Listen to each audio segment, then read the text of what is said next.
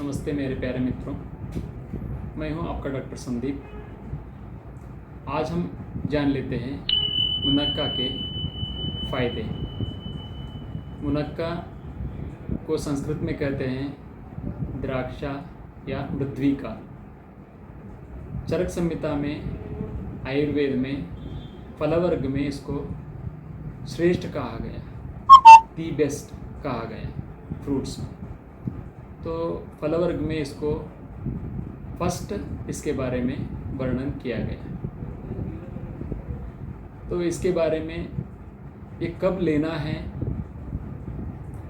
किन किन कंडीशन में, किन किन अवस्थाओं में पृथ्वी का बहुत उपयोगी है और किन अवस्था में इसको नहीं लेना है, आइए हम जान लेते हैं। इसके बारे में श्लोका के साथ हम जान लेंगे। तो श्लोका में कहा गया है तृष्णा, दाह, ज्वर। बोले तो तृष्णा में इसको, तृष्णा जिनको बार बार प्यास लग रहा है, और दाह बोले तो जिनको जलन लग रहा है, जिनको बार बार प्यास लग रहा है, जलन हो रहा है, लेकिन इसके साथ भूख अच्छा भी लग रहा है, तो मृद्विका बहुत उपयोगी रहेगा। और ज्वर में जिधर बुखार, ज्वर बोले तो बुखार में जिनको शरीर में भारीपन नहीं है और भूख अच्छा लग रहा है, बुखार है लेकिन भूख अच्छा लग रहा है, शरीर में या सिर में भारीपन नहीं है, ना कि उल्टी हो रहा है, तो ज्वर में ये अवस्था है। और इसके साथ अगर बार बार प्यास लग रहा है ज्वर में और जलन हो रहा है, तो मृद्विका बहुत ही उपयोगी है, द्राक्षा या मुनक्का बहुत ही उपयोगी है। और श्वास में जिनको सांस लेने में तकलीफ है और वात पित्त बढ़ गया, बोले तो श्वास से पीड़ित है, श्वास लेने में तकलीफ हो रहा है और उसके साथ कफ नहीं बढ़ा है, ठीक है, जिनको जलन हो रहा है और प्यास लग रहा है, उनके लिए ये बहुत ही उपयोगी है।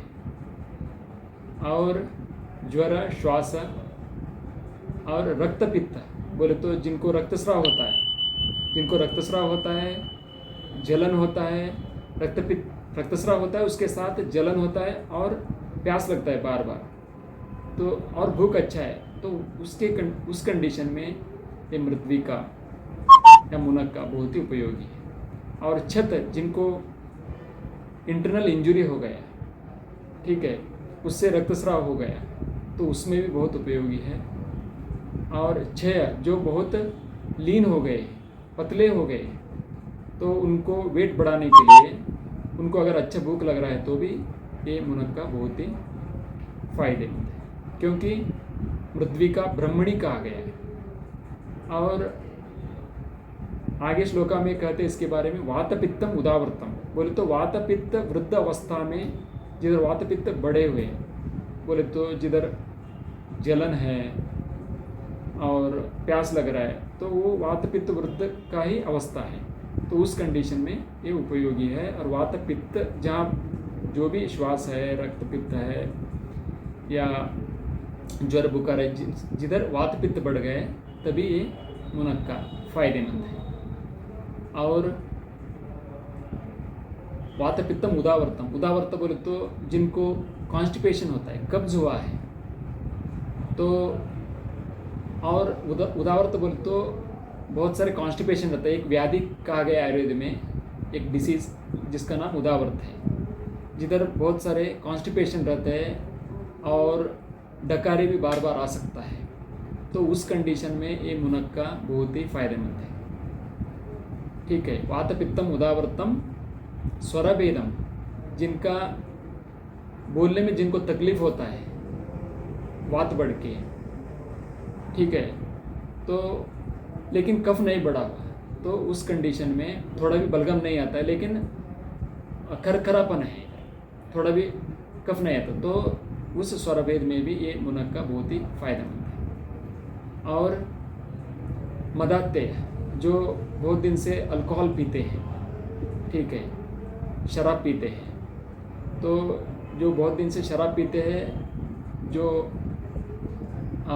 तो उससे बहुत लीन हो गए, पतले हो गए हैं शराब पी पी के, और उनमें प्यास और जलन होता है, तो उस कंडीशन में भी मुनक्का बहुत फ़ायदेमंद है। और उसके बाद तिक्त आस्यताम होता है, जिनको बिटर टेस्ट फील होता है, कड़वा लगता है जो भी खा रहे तो, या मुंह कड़वा लगता है, तो ये बहुत ही उपयोगी है। तिक्त आस्यताम आस्य शोषम, जिनका गला बार बार सूख रहा है उनके लिए भी बहुत फ़ायदेमंद है।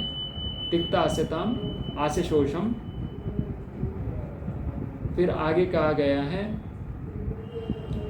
कासम च आशु व्यपोहति, बोले तो जिनको सूखे खांसी आता है, थोड़ा भी जिधर बलगम नहीं आता है, कफ नहीं आता है, सिर्फ खांसी आता है, तो उनके लिए भी ये मुनक्का बहुत फ़ायदेमंद है। ठीक है।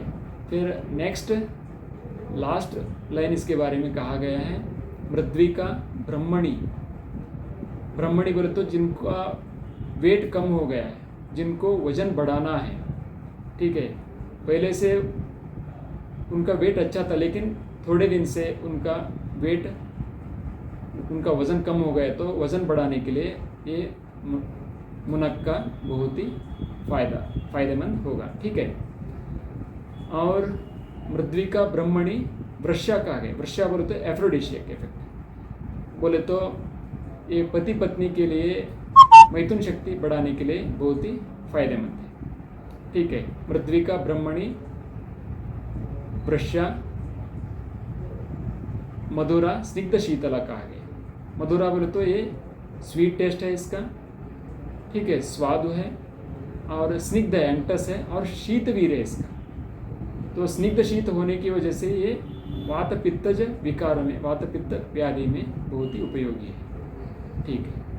तो हम मिलते हैं अगले वीडियो में और एक फल के बारे में हम जान लेंगे। तब तक के लिए नमस्कार।